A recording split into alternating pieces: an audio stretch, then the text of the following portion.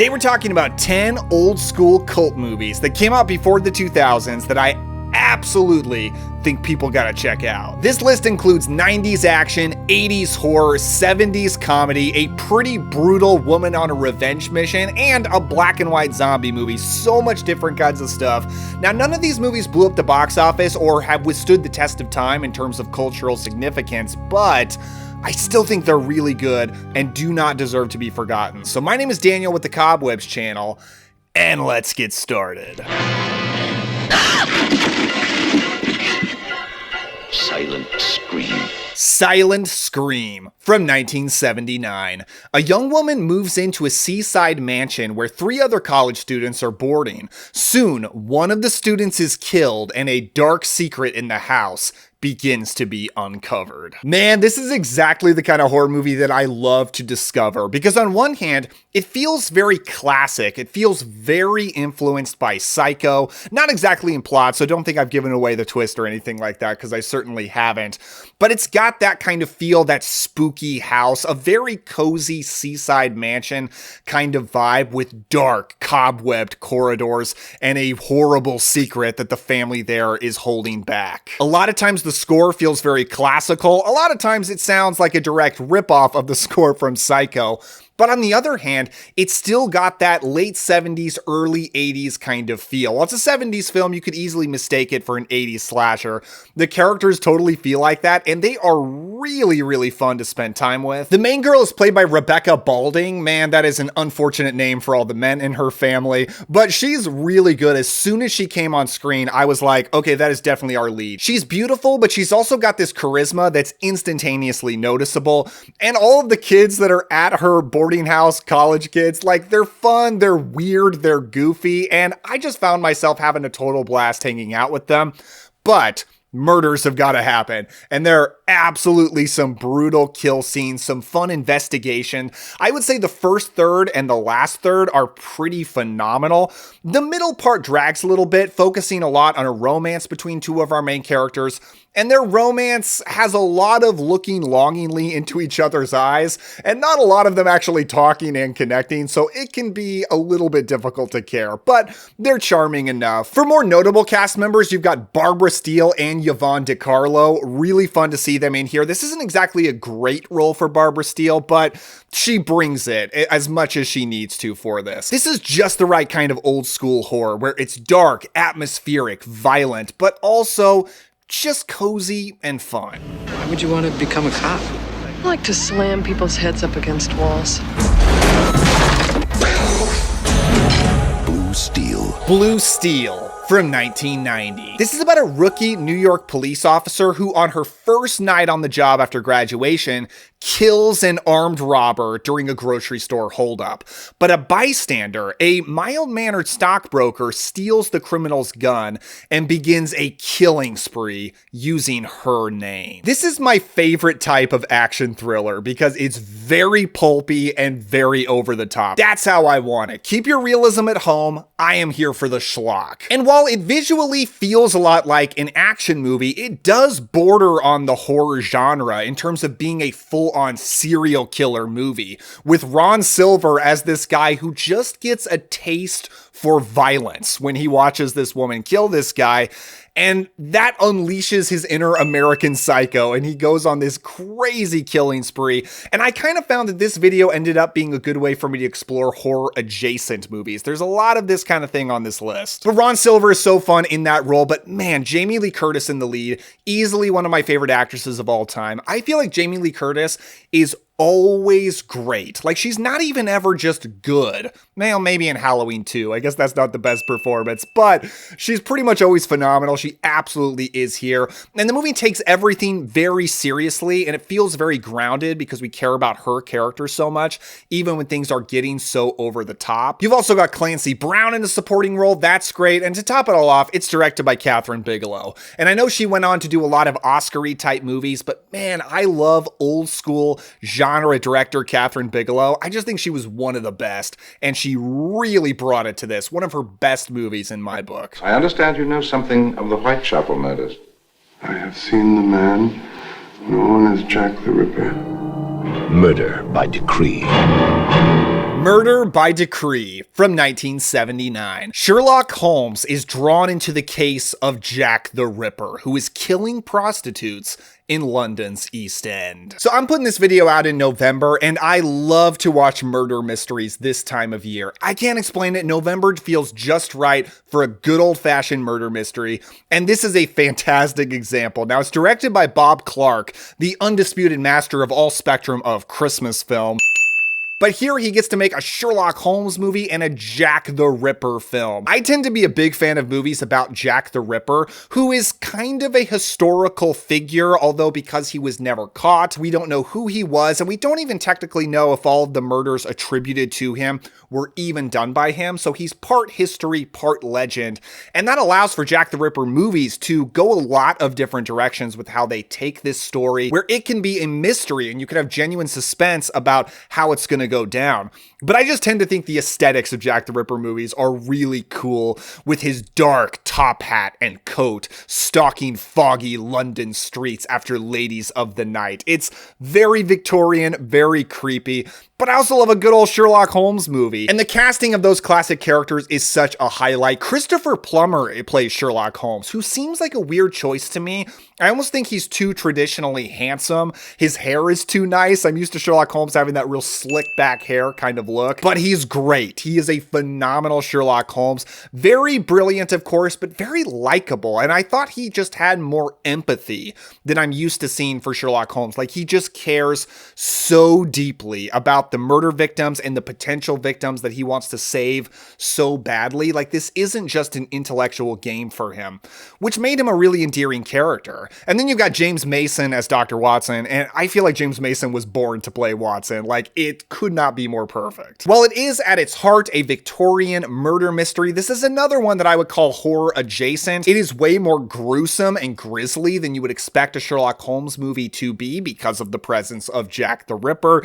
And it's got some gore, it's got some creepy stuff, it's got phenomenal atmosphere. I had a wonderful evening recently checking out Murder by Decree. But because it's November, let's talk about another murder mystery with Deathtrap from 1982. Deathtrap.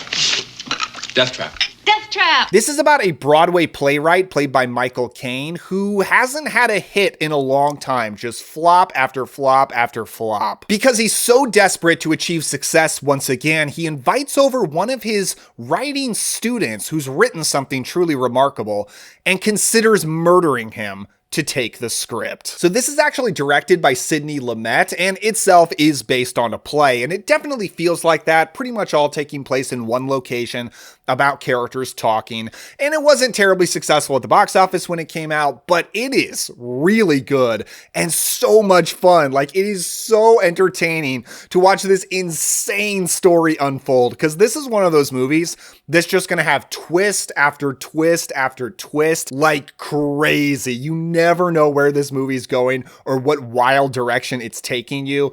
But definitely the performances are a huge highlight here. Like, Michael Caine is always great. You've got Diane Cannon as his wife, but by far the standout actor here is Christopher Reeve. Christopher Reeve plays the student that gets invited over. And while he is best known for being still the best on-screen Superman, he had so much range, and he just gets to show you so much range. I mean, just in this movie, he does a lot of different kinds of things, and he is always great, absolutely electric. While I was watching this, I couldn't help but be reminded of Rian Johnson's recent murder mysteries like Knives Out and Glass Onion, where they are a part of that genre, but they take dramatic deviations from the formula and give you something very different, where the only thrill isn't just trying to guess the killer. There's a lot of other things to try to figure out. This is one of those movies, and I think it's so much fun. That woman is a menace not only to health, but to Western civilization as we know it. She doesn't deserve to live.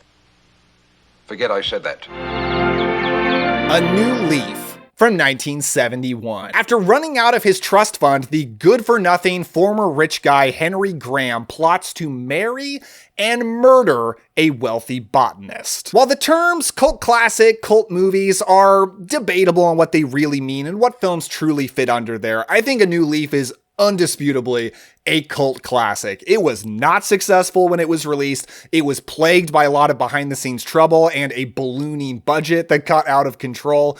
It has come to have such a following, and I've heard for years about how great this movie is. People absolutely love it. And I finally got the chance to check it out because I picked up Cinematograph's new 4K release.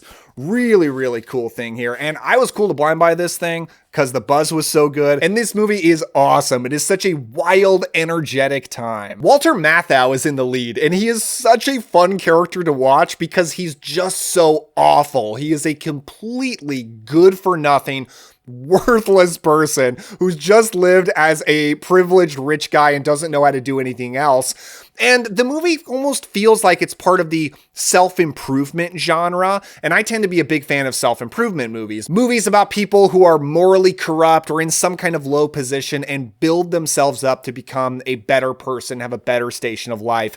And throughout the movie, it kind of feels like it's going to go that way, but it keeps bucking all of the cliches of that kind of film because our character is just too terrible. And it's like he refuses to become a better person no matter how many incentives he has to do so. And Aline May plays the deeply naive rich woman that he is going after. She also wrote and directed the movie, and while the studio initially wanted a bigger name in that role, she wanted no one to overshadow Walter Matthau and wanted this character to just disappear into the background.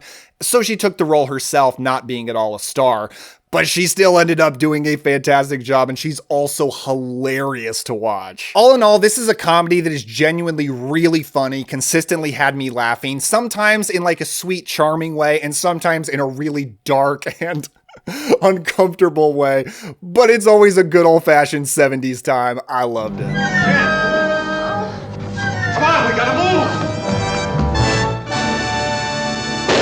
Zombies of Mora Tau from 1957.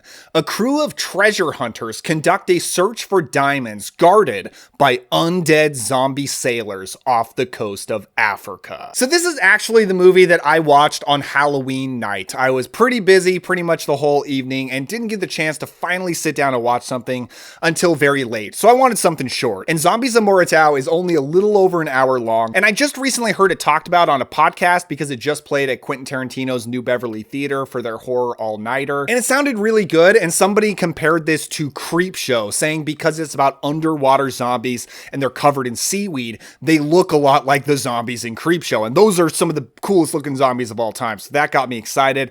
That was quite a bit of an oversell, though. They really just look like dudes walking around with a bit of seaweed on them. It's certainly not that cool. But the movie is cool. I definitely enjoyed it. If you're a fan of the old school B-rate black and white horror, this is a good example of it. In a lot of ways, it feels like an adventure movie about these treasure hunters. It's starring this guy who looks like a buffer version of Elvis. There's no musical numbers, though, so that's disappointing. But you do get some fun, cheesy character interaction, some zombie attack sequences, some underwater sequences, like when they go into this old school diving suit, and they just really remind me of that ghost from Scooby-Doo. Even though I do tend to like old pre-George Romero zombie movies, they definitely beg the question on what is the value of the zombie subgenre without gore? Gore is such an important part of it. Of course, you don't get that here, and it does feel like it's missing something. But even so, I still like to see the origins of this subgenre, and this is a good example. This guy is a respectable, professional man with no criminal record. Even if you did get it into court, the defense would rip you to pieces. Handgun from 1983, also known as Deep in the Heart. Shortly after moving to Dallas, a young woman is assaulted at gunpoint. Consumed by rage, she arms herself and sets out on a mission of revenge. This is one I'd heard so much buzz about since it came out on Blu-ray from Fun City Edition, so I just went ahead and blind bought it, and man, this is a really good movie. At first glance, this seems to be a part of the revenge genre, and it definitely basically is.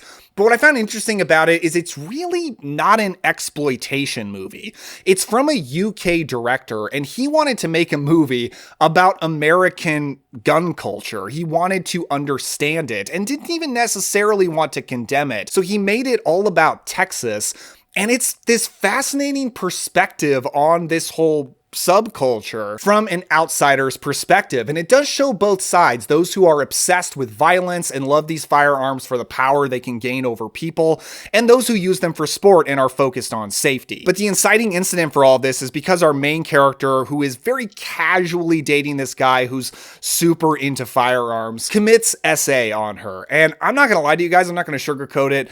It is rough. It is really, really rough. But the movie is still, like I said, it's not an exploitation movie, so it's not graphic, and the camera fades out before you actually see the act happen. It's really just showing you the lead up to it, but it is still very disturbing, very upsetting, feels incredibly real. And this character's transformation as a result of being changed by this trauma is excellently well done. It is a great performance, a fascinating character study, seeing her study and work to be able to carry out this revenge, not becoming a Kill Bill superhero right away. And it leads to an awesome, satisfying, but unexpected finale. This is an excellent revenge movie with a lot of interesting character interactions and subtext to it. It's a smart film and absolutely made an impact on it. I've got a warning flag. This is not a drill. Seal the building. No one in or out.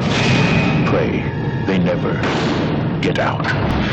Warning sign. Warning sign. From 1985, an accident occurs in an ultra-secret government biological weapons laboratory, spreading a sinister bacteria. This is a virus horror movie that, for a lot of it, feels just like a thriller, and it could be just one of the several horror-adjacent movies that we're talking about here today, but becomes a horror film because the virus turns out to be a rage virus. So this ends up being kind of a 28 days later kind of thing, all taking place in this laboratory that gets sealed off, that gets quarantined. So you got a very contained, scary situation, cutting back and forth between being in there and being the people outside who are trying to figure out if they can possibly contain this virus, eradicate it, and get these many employees in there out alive. It's surprising that Warning Sign has been so lost because the cast is so good.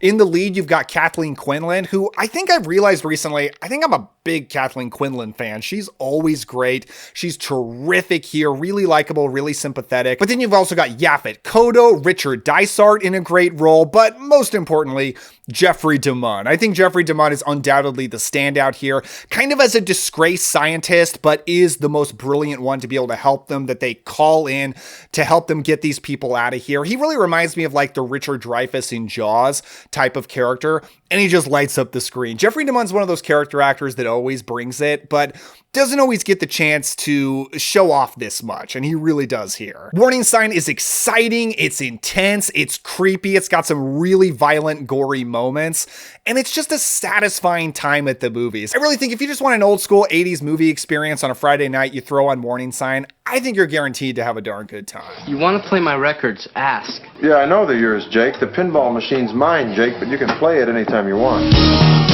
Firstborn.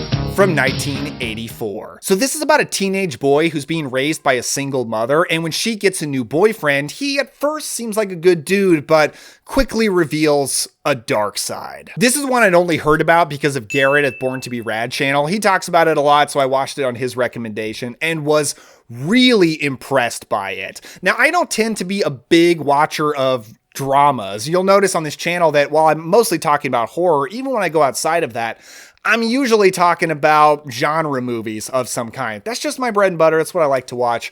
Firstborn is a really good example, though, of a drama, but it does kind of become a genre movie, turning into a really intense and surprisingly heart-pounding and violent thriller by the third act. Peter Weller plays the new boyfriend. We've been talking about a lot of Peter Weller on the channel this week. He's just one of my favorites, and this might be one of his best performances, because even when he seems like a good guy, seems likable, you just can sense this dark edge under him, because Peter Weller's one of those actors who he can be likable, but he's pretty much always really intimidating. He absolutely is here, becoming darker and more sinister as the movie goes. But he's not the only notable cast member. You've also got Terry Garr as the mother, Corey Haim as the main kid's little brother, Sarah Jessica Parker is in here, Robert Downey Jr. It is insane. Another one that, like, it's surprising how lost this movie is considering how good the cast is.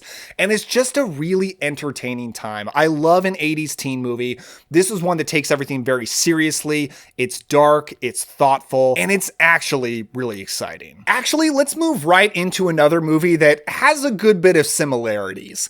Eve's Bayou from 1997. The summer I killed my father, I was 10 years old. Yes, that is how the movie opens, with narration stating, "The summer I killed my father, I was 10 years old."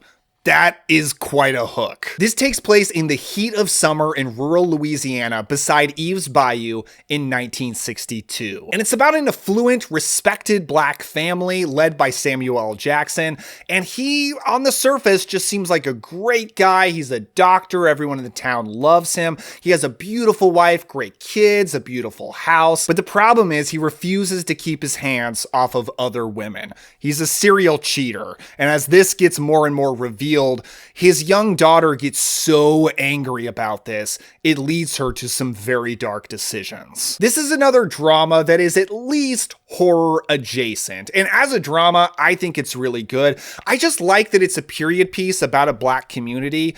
And it's not about racism. Typically, when you have a period piece about black characters, it seems like that's the main subject they're about. And this movie explores other things, and I think that's nice. It's nice to get something different. All the performances are great. Samuel L. Jackson, terrific in the lead. He's almost like become a meme by this point in his career, but this is one of those examples that shows you the dude could really act. I love the atmosphere. It's incredibly Southern Gothic. And it's a very witchy movie. Although instead of saying witchcraft, they say voodoo. That's the more faithful term for the time and place that this takes place in, but it is a really good voodoo movie. It's got a very creepy but interesting witch character, and the voodoo that it all leads to, I mean, it's magical and it's dark. This might be the most successful and respected movie on the list, perhaps transcending cult movie, but it was still an independent film. I don't think it gets talked about enough. And now that it's been released on Criterion Blu-ray though, I think more people are checking it out. Before I go, I just want to send out a massive thank you to my patrons who truly make this channel possible. If anyone else wants to support me, there's always a link to my Patreon in the description below. And I want to send out a special shout out to Chris McTaggart, James Russell, and Evan Siren. You guys are the absolute best. If you want to check these out for yourself, I do have streaming recommendations right here on the screen, but of course those are subject to change, so I've also got physical media links in the description, and using those does help support the channel. What are some old school movies that you recommend? Let me know down in the comments below. Thank you all so much for watching. If you want to hang out with me more, you can click the video on the screen. Don't forget to enjoy yourself today. Have some fun. I'll see you next time. Bye.